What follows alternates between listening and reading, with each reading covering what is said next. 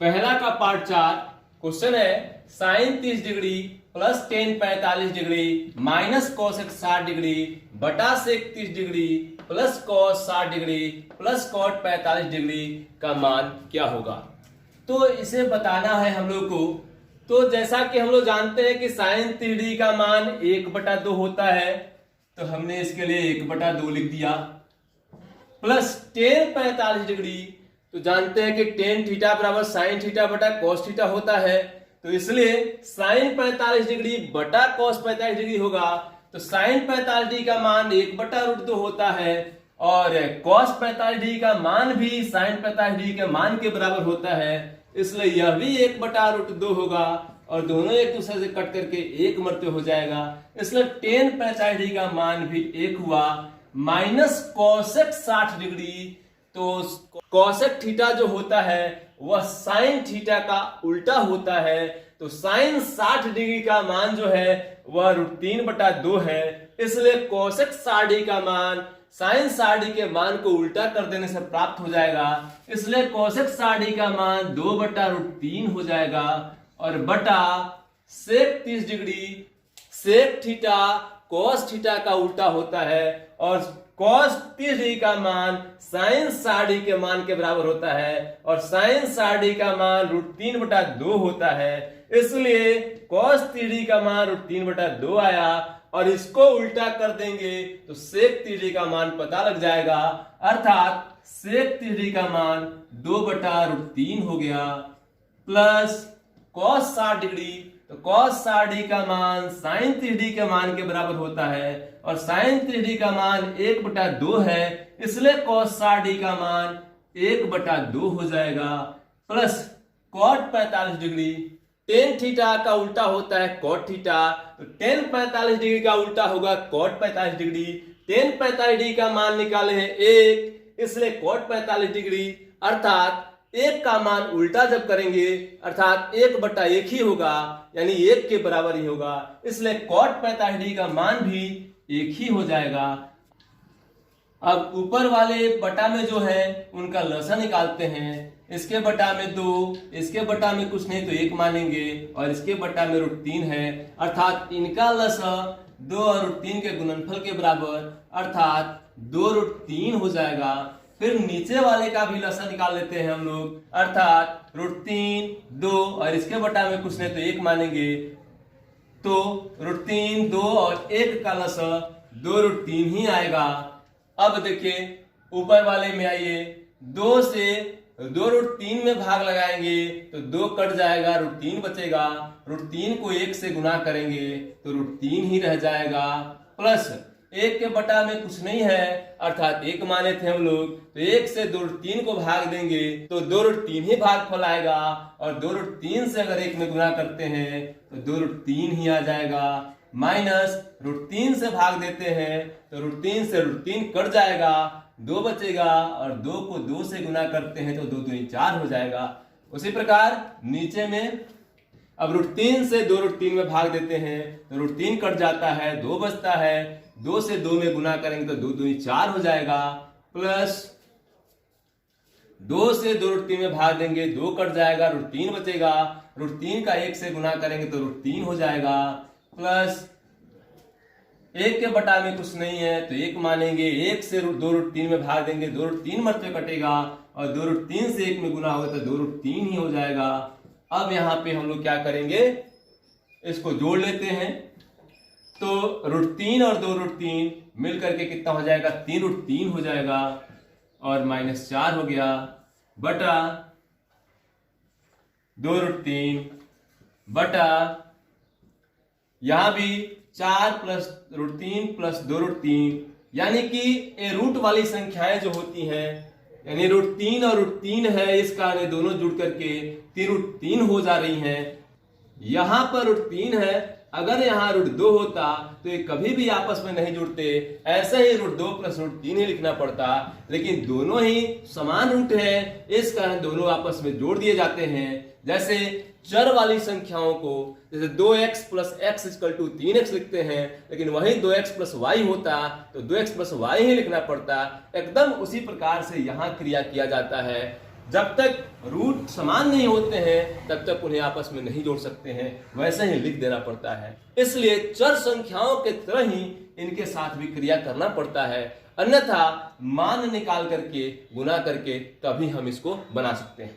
तो इसलिए 4 प्लस 2√3 और √3, 3√3 हो गया और बटा में 2√3 है। बटा का अर्थ भाग होता है, इसलिए 3√3 माइनस 4 बटा 2√3 भागा 4 प्लस 3√3 बटा 2√3। बटा के भाग में क्या होता है कि दाहिने वाले संख्या का गुणात्मक प्रतिलोम लिख करके अर्थात उसका उल्टा लिख करके और उसको गुना में बदल दिया जाता है, उसके बाद गुना कर लिया जाता है। इसलिए यह 3√3 माइनस 4 बटा 2√3 गुने, अब यह उल्टा हो जाएगा, 2√3 बटा 4 प्लस 3√3 हो जाएगा और 2√3 से 2√3 कट जाएगा। फिर इसको हम लोग गुना कर लेंगे और गुना करेंगे तो यह 3√3 माइनस 4 और बटा, देखिएगा यहां हर में 4 प्लस 3√3 जो है सो एक अपरिमेय संख्या है, तो इसका हमें परिमेयकरण करना पड़ेगा। इसलिए इन दोनों में जो संख्या बड़ी होगी उसको पहले और छोटी संख्या को बाद में लिख देंगे, क्योंकि परिमेयकरण करने के दौरान अगर ऐसे ही करते हैं तो हर वाली संख्या जो होगी परिमेयकरण करने के बाद ऋणात्मक में चली जाती है, हर का मान ऋणात्मक हो जाता है। और भिन्न को सरलतम रूप में लिखने के लिए हर के माइनस को अंश के माइनस में ले जाकर गुना करना पड़ता है, इससे क्वेश्चन थोड़ा और लेंदी हो जाता है। इसलिए हम लोग क्या करते हैं कि इसके क्रम को बदल करके, यानी जो संख्या बड़ी है उसको पहले और छोटी संख्या को बाद में लिख देते हैं। इसलिए 3√3 यहाँ पर 4 से बड़ा है, क्योंकि √3 का मान 1.732 आता है। 1.7 के ही हिसाब से देखें तो 17×51 अर्थात इसका मान 5.1 हो गया, जो 4 से बड़ा है। इसलिए हम लोग 3√3 को पहले और 4 को बाद में लिख देंगे, 3√3 और प्लस 4। इसके बाद हम लोग इसका परिमेयकरण कर लेंगे। तो परिमेयकरण करने के लिए जैसा कि मैं आपको बता चुका हूं कि इसको a plus B into A minus B के रूप में बदल करके परिमेयकरण किया जाता है, अर्थात केवल इसके चिन्ह को अगर बदल के अंश और हर में गुना कर दिया जाए तो हर स्वतः परिमेय हो जाता है, क्योंकि a plus B into A minus B is equal to A square minus B square हो जाता है। अर्थात जो भी इसमें दो पद होते हैं, दो संख्याएं होती हैं, दोनों संख्याओं का ऐसे गुना करने से अलग अलग उनका वर्ग हो जाता है और वर्ग हो जाने से संख्याएं परिमेय हो जाती हैं और उनका रूट हट जाता है। इस कारण हम क्या करते हैं कि 3√3 माइनस 4 बटा 3√3 माइनस 4 से इसमें गुना कर लेते हैं। अब देखिएगा यहाँ 3√3 माइनस 4, 3√3 माइनस 4 अर्थात a minus B into A minus B अर्थात a माइनस बी का होल स्क्वायर हो गया। इसको हम चेंज करते हैं तो a स्क्वायर अर्थात 3√3 का स्क्वायर माइनस 2ab 2 गुने 3√3 गुने b यानी 4 और प्लस बी स्क्वायर अर्थात 4 का स्क्वायर हो जाता है बटा 3√3 प्लस 4 इंटू 3√3 माइनस 4 अर्थात a plus B into A minus B हो गया। तो a plus B into A minus B बराबर A square minus B square होता है।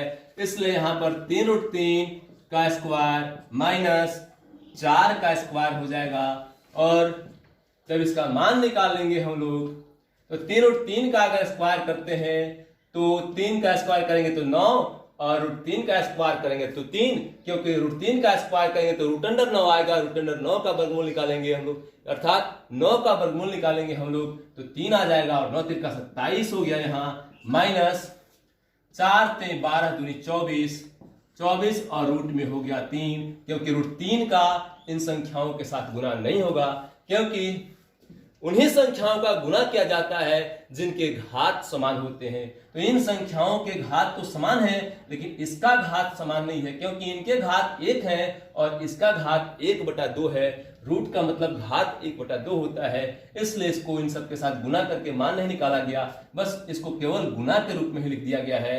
प्लस 4 का स्क्वायर करते हैं तो 16 हो गया, बटा उसी प्रकार से 3√3 का अगर स्क्वायर करते हैं तो जिस प्रकार यहाँ 27 आया है उसी प्रकार से यहाँ भी 27 हो जाएगा। अर्थात 3 का स्क्वायर करेंगे तो 9, √3 का स्क्वायर करेंगे तो 3, और 9 में 3 से गुना करेंगे तो 27, माइनस 4 का स्क्वायर करेंगे तो 16।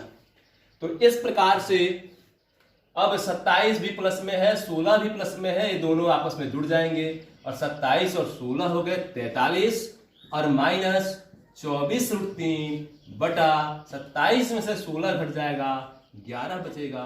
यही हमारा आंसर हो जाएगा।